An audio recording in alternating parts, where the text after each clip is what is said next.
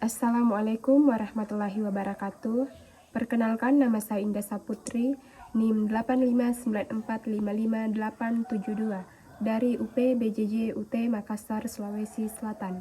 Pada kesempatan kali ini, saya akan melakukan video praktikum IPA di SD pada modul 7 yaitu Optik Kegiatan Praktikum 1 dengan judul Percobaan Sifat Cahaya. Apa itu optik? Optik adalah ilmu yang mempelajari sifat-sifat yang berkaitan dengan cahaya.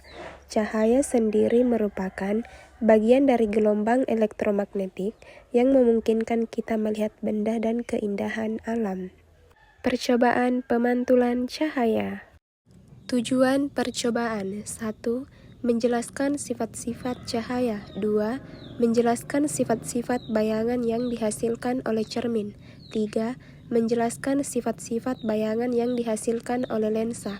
4. Menentukan fokus cermin cekung. 5. Menentukan fokus lensa cembung. Adapun alat dan bahan, yang pertama, cermin datar. 2. Sendok cembung. 3. Sendok cekung. 4. HP. 5. Busur derajat. 6. Kertas putih. 7. Lilin. 8. Layar celah cahaya. 9. Korek. Langkah percobaan yang pertama, pantulkan cahaya pada cermin, susunlah lampu senter dan celah cahaya di depan cermin datar. Kemudian, nyalakan senter dan amati jalannya berkas cahaya pada saat sebelum dan sesudah mengenai cermin datar. Gambarkanlah jalannya berkas sinar tersebut sehingga tampak sudut datar dan sudut pantulannya. Kemudian, ukurlah besar sudut datar dan sudut pantulannya menggunakan busur derajat. Hasil menunjukkan besar sudut yang dihasilkan adalah 30 derajat. Jadi, dapat disimpulkan sudut datar sama dengan sudut pantul sesuai dengan hukum pemantulan. Selanjutnya, letakkan dan nyalakan sebuah lilin di depan cermin datar dan amati bayangannya. Catatlah sifat-sifat bayangannya yang dibentuk oleh cermin datar tersebut.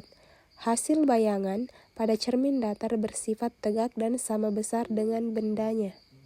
Selanjutnya, pemantulan cahaya pada cermin cembung. Susunlah alat seperti susunan alat berikut. Nyalakan lilin dan amati jalan berkas cahaya pada saat sebelum dan sesudah mengenai cermin cembung. Gambarkanlah jalannya berkas sinar, catatlah sifat-sifat bayangan yang dibentuk oleh cermin cembung. Hasil menunjukkan cermin cembung memantulkan sinar cahaya menyebar atau divergen, dan bayangan yang terbentuk selalu bersifat maya, tegak, dan diperkecil.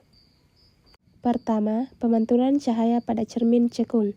Nyalakan lilin dan amati jalannya berkas cahaya sebelum dan sesudah mengenai cermin cekung. Gambarkanlah jalannya berkas sinar, catatlah sifat bayangan yang dibentuk oleh cermin cekung tersebut. Aturlah jarak benda dan letak layar agar pada layar tersebut bayangan jelas dan tajam. Ukur jarak benda dan jarak bayangan.